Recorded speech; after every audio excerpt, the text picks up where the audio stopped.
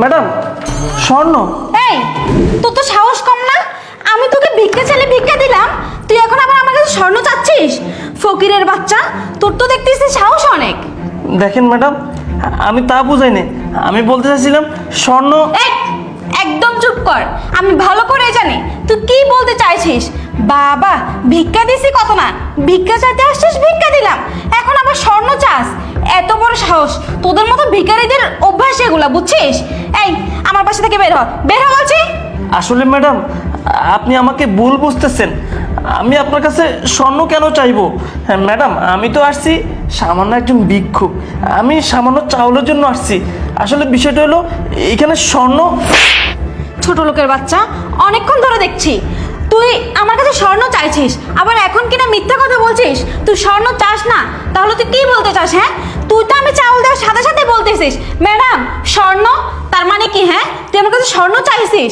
বাবা, ছেঁড়া কথা শুনে লাখ টাকার স্বপ্ন, ভিখারি হয়ে কিনা স্বর্ণ স্বর্ণ চাস তুই? এই তোদের মতো ভিখারিদের কাজে এগুলা, বুঝছিস? তোরা ভিক্ষা চাইতে যাবি মানুষের বাসায়, আর স্বর্ণ টাকা পয়সা এগুলো চেয়ে বসবি। এই তুই আমার বাসা থেকে বের হ, না হলে কিন্তু এখন আমার হাজবেন্ডকে ডেকে তোকে এখানে মারধর করবো বলে দিলাম। আসলে ম্যাডাম, আপনি সেই কখন থেকে আমাকে খুব আজে বাজেভাবে কথা বলতেছেন। দেখুন, আমি একজন ভিক্ষুক, আমি মানুষের বাসায় গিয়ে গিয়ে সামান্য চাউল খুঁজি, আপনি আমাকে এইভাবে স্বর্ণ। আরে কি হয়েছে? এত চিল্লাচিল্লি করতেছো কেন? আরে ফকির ফকির বাসার ভিতরে কেন?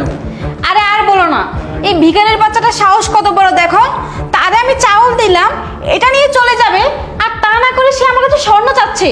তুমি একবার ভাবতে পারো ফকিরের কত বড় সাহস হলে সে আমাদের কাছে স্বর্ণ চায়।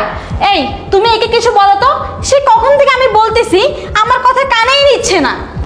আরে তোর সাহস তো কম না? তুই ভিক্ষা চাইছিস, ভিক্ষা দিছি, তুই নিয়ে চলে যাবি, তুই আবার স্বর্ণ চাস? তোর এত বড় সাহস কে দিয়েছে? হ্যাঁ স্যার, আপনি আমাকে ভুল বুঝতেছেন। দেখুন, আমি স্বর্ণ চাইনি। এই যে আমি দেখাচ্ছি, ম্যাডাম আমাকে চাউলের সাথে এই যে স্বর্ণটা দিয়ে দিচ্ছে। আমি এটাই ম্যাডামকে বুঝাইতে চাইছিলাম যে ম্যাডাম এটার ভিতরে স্বর্ণ দিয়ে দিচ্ছেন। আরে আমার চুড়িগুলা, এই চুড়িগুলো তো আমি অনেকদিন ধরে খুঁজে পাচ্ছিলাম না। এই চুড়িগুলো চাউলের ভিতর কি করে গেল? আর তুমি ওনাকে চাউল দিয়েছো, তুমি দেখে দিবা না চাউলের মধ্যে কিছু আছে নাকি? আমি তো কিছুতেই বুঝতে পারছি না আমার স্বর্ণের চুড়িগুলো চাউলের ভিতর কিভাবে গেল, আর কেই বা এই চুড়িগুলো চাউলের ভিতর রাখলো? আমিও তো কিছুতেই বুঝতেছি না চুরিগুলো চাউলের ভিতরে কিভাবে গেল। আমার এখন মনে পড়ছে, মা আমাকে বলেছিল আগেকার মানুষ নাকি টাকা পয়সা সোনা দানা চুরি হওয়ার ভয়ে চাউলের ভিতরে রাখতো। আমার মনে হয় মা তোমার এই চুরিগুলো চাউলের ভিতরে রেখেছে চুরি হয়ে যাওয়ার ভয়ে। কি বলো? তাহলে এই কাজটা মাই করেছে, আর আমি শুধু শুধু এই ভিক্ষুককে আজে বাজে কথা বলেছি। ভাই, আসলে আমার ভুল হয়েছে, আমি বুঝতে পারিনি আপনি আমাকে কি বলতে চেয়েছিলেন। আপনার কথা না শুনে আপনাকে অনেক আজে বাজে কথা বলেছি, আমাদেরকে মাফ করে দেন প্লিজ। আরে না না, এইভাবে বলবেন না, আমার কাছে মাপ চাওয়ার কিছু নেই। দেখুন, আপনি যখন আমাকে চাউল দিতেছিলেন ঠিক তখনই আমি দেখছি যে আপনার এই স্বর্ণের বালাগুলা চাউলের সাথে চলে আসছে, আর আমি এটাই আপনাকে এতক্ষণ বুঝাইতে চেষ্টা করছি। আপনি না বুঝে আমাকে উল্টাপাল্টা অনেক কথা বলছেন। যাক, আমি ওই বিষয় নিয়ে আমি কোনো মন খারাপ করিনি। আচ্ছা, আপনারা থাকেন, আমি আসি। আচ্ছা ভাই, আপনি আমাদেরকে মাফ করে দিবেন, আমরা আসলে আপনাকে না বুঝেই অনেক উল্টাপাল্টা কথা বলেছি। আচ্ছা আপনি দাঁড়ান, আমি আপনার জন্য কিছু টাকা নিয়ে আসি।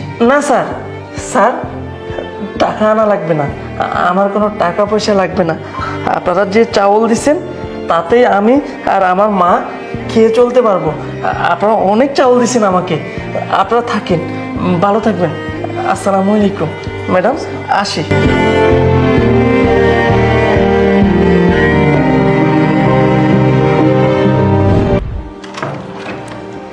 দেখছো, দুনিয়াতে এখনো ভালো মানুষ আছে। আর তাছাড়া তোমার মাও যে কি কাজগুলো করে না, আজকে যদি এই ভিক্ষুকটা আমার বালাগুলো ফিরিয়ে না দিত, ওর জায়গায় যদি অন্য কোনো ভিক্ষুক হতো নির্ঘাত এই চুরিগুলো নিয়ে চলে যেত, তুমি জানো? আর মা তো আমাদের ভালোর জন্যই কাজটা করেছে, যাতে চুরি না হয়ে যায় এই জন্য চালের ভিতর রেখেছে। তুমি দেখে দিলেই তো হতো। আচ্ছা যাই হোক, কি করার, আমারও ভুল ছিল, চলো।